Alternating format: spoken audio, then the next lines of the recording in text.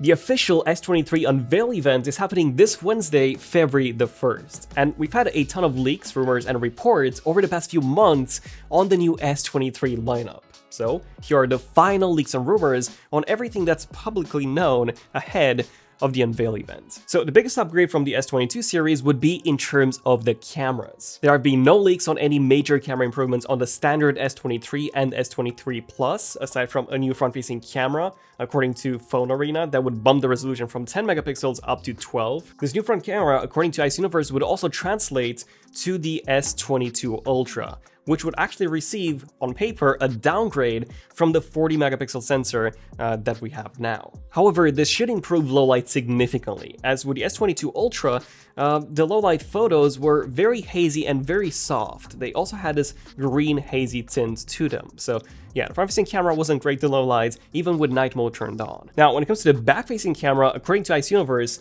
the 3x and the 10x optical zoom lens are remaining unchanged. So same exact sensors and same exact resolutions. But we are going to see some improvements to AI zoom here, which according to Ice Universe, the 30x on the S23 Ultra will be comparable to the 20x on the S22 Ultra. So that is a big improvement in terms of sharpness right here. Ice Universe also said that the Ultralight is getting an upgrade, same resolution, but now a new sensor, the Sony IMX564 as opposed to the 563 on the S22 Ultra. But the main upgrade is of course said to be the main camera, which is getting bumped to the new 200 megapixel HP2 sensor from the 108 megapixel HM3. Now, this sensor has been rumored for a really long time, but it is now official. Samsung has revealed it and is a 200 megapixel sensor with 0.6 micron sized pixels and a sensor size of 1/1.3 inches. In fact, Samsung even released a full trailer almost 2 minutes long detailing how the sensor actually works and what sort of improvements we actually get. And the key takeaways would be the 16:1 pixel bidding, so the resulting images would be 12.5 megapixels in size, and then also a secondary pixel bidding of 4:1, which means that the resulting images would then be 50 megapixels in size. So that means that we would have 3 different resolution modes,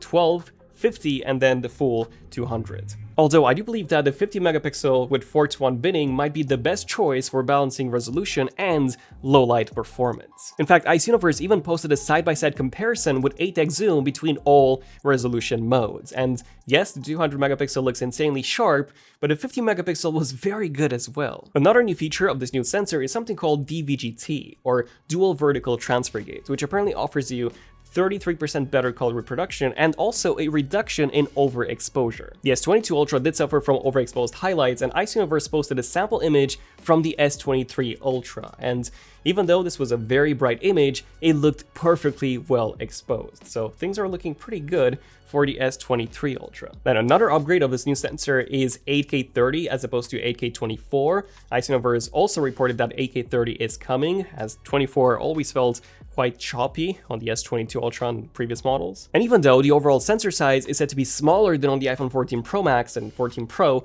the image quality improvement is said to be significant, especially when it comes to the sharpness. If you take a look at the sample that Ice Universe posted, this is a 200 megapixel shot with 12x zoom, and it looks incredibly sharp. Night mode is also said to be getting a gigantic improvement from the S22 Ultra. Like, look at the sample that Ice Universe posted late last year, gigantic improvement. And the same is said to apply to night mode video. Massive improvements are expected, which is great considering that the night video on the S22 Ultra, especially the Exynos model, was very poor. So indeed, pretty big camera upgrades are expected, but only on the Ultra model. Okay, now when it comes to the performance, I have some awesome news here. According to Ming Chi Kuo, we're going to see Snapdragon chips on all models. Yes, that means globally, no Exynos at all. And to me, this is even better than all of those camera upgrades. And that's because in the past, Exynos models have had worse performance, they generated more heat, the camera processing was worse, and of course, the battery life was much worse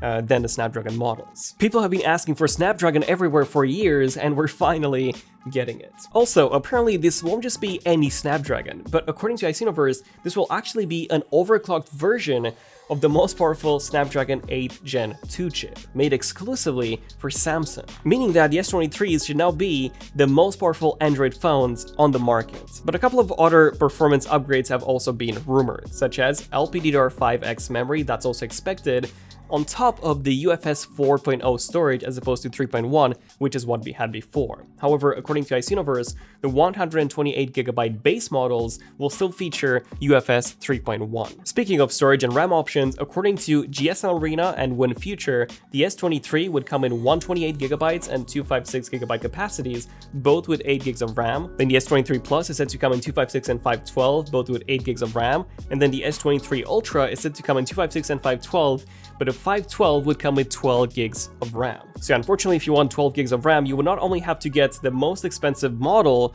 but also the most expensive capacity of the most expensive model. At number 3, we have the display. So the screen sizes are expected to remain the same: 6.8 inches on the Ultra, 6.6 on the Plus, and then 6.1 on the regular. Now, the previous rumors were saying that the bezels on the S23 and S23 Plus were actually getting thicker. However, according to the latest tweet by Icenoverse, that is no longer the case. In fact, they even appear to be thinner, as that rubber seal between the frame and the bezel doesn't seem to be visible anymore. But the biggest display upgrade is said to be in terms of the brightness, which according to Roland from WinFuture, all 3 models will be getting the same 1750 nits of max brightness. So same display quality on all models, as opposed to only the Ultra and the Plus having the higher brightness. And the second display upgrade, according to Sam Mobile, is said to be Gorilla Glass Victus 2, which will now be able to survive drops from 1 meter on concrete and up to 2 meters on asphalt. That is very, very impressive. However, when it comes to the scratch resistance, this is said to remain the same as Gorilla Glass Victus 1.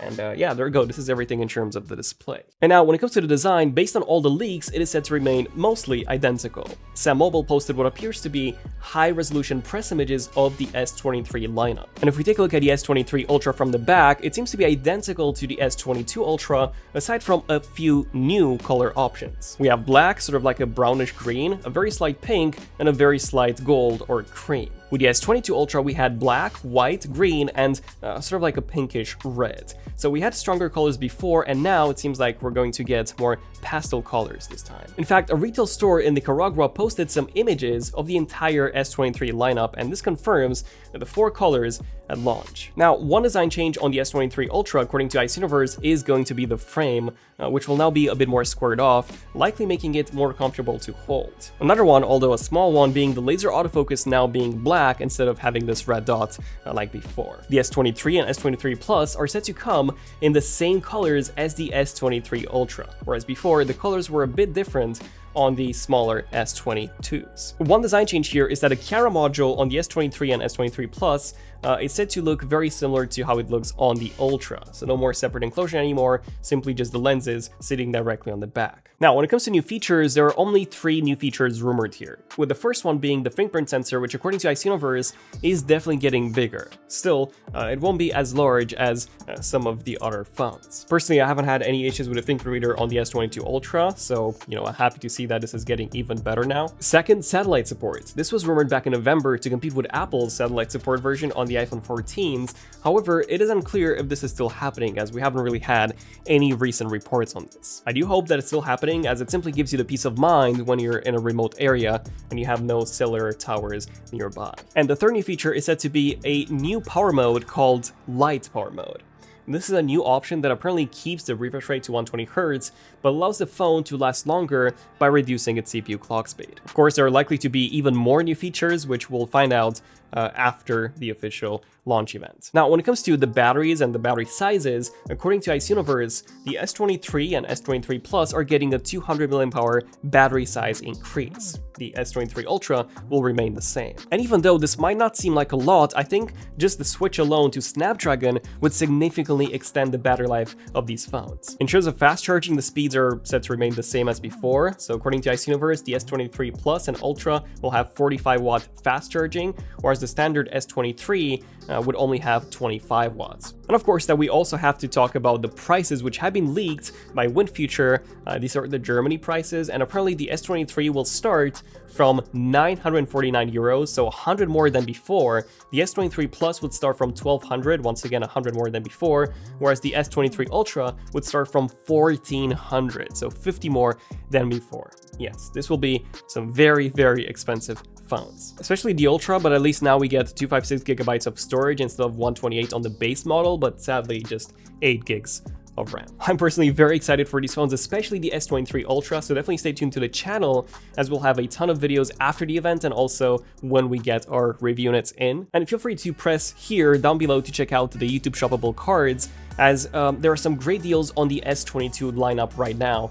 And, you know, it might be worth picking up an S22 Ultra maybe, as the prices have gone down significantly. So, yeah, let me know what you think of the S23 lineup so far. I'm Daniel, this is ZONEofTECH, and I'll see you guys in the next one. ZONEofTECH, signing out.